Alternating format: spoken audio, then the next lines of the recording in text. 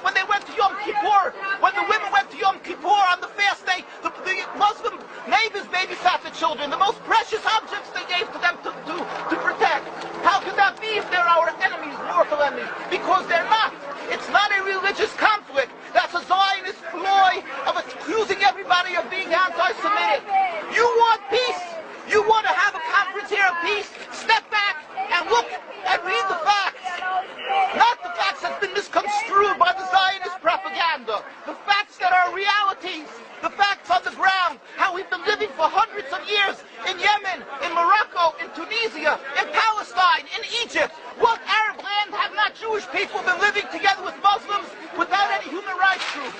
Tell me what land the Jews did not live in harmony with the Muslims.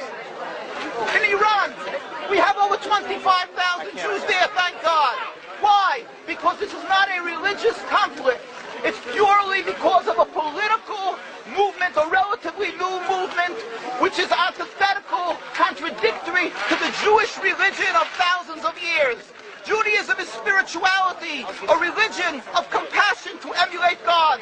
Zionism has been created 100 years ago by atheists, people who have abhorred religion, who wanted to transform Judaism from religion to nationality, to a purely materialistic base, godless in its essence. That is not Judaism, and they have no right to use the name of Israel. They've usurped our name, they've stolen our symbols, and they've stolen our identity. And they are causing death and destruction, year in and year out. For over 50 years, death and bloodshed has not stopped because of a pure ideological belief called Zionism. They sacrifice on their idol bodies, human beings, hearts, souls. They rent, they've destructed houses, they've destructed people's lives. What can we do about this? Let's step back and think. There is a solution with God's help. If we would put away the politics, then we could know that we've been living and coexisting together. We most profusely apologize to the Muslims, to the Arabs, what has been done to them. And then we can return, they make restitution for what has been done to them. And then we will be able to live in harmony. Not an Israeli state, a one Palestinian state. One state that we have been living for hundreds of years. There will be peace. And you will see that this 50 years has been a nightmare, a mirage, and nothing to do. Pure fear-mongering, that's what Zionism does. It's panic, going into a theater and yelling, fire, fire, that's what Zionists do. We've been living with the Muslims.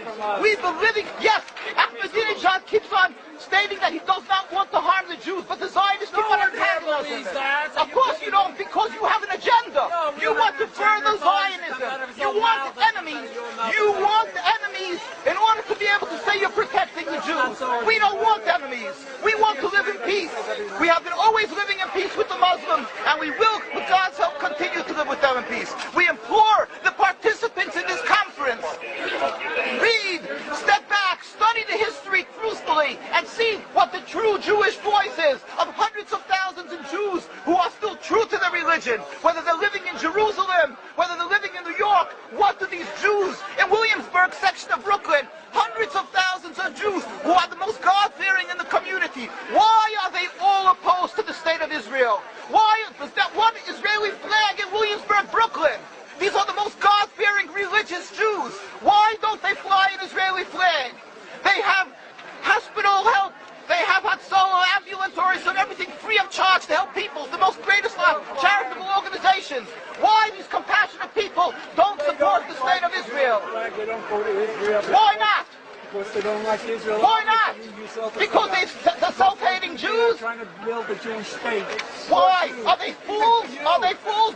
The reason is simply because they fear God.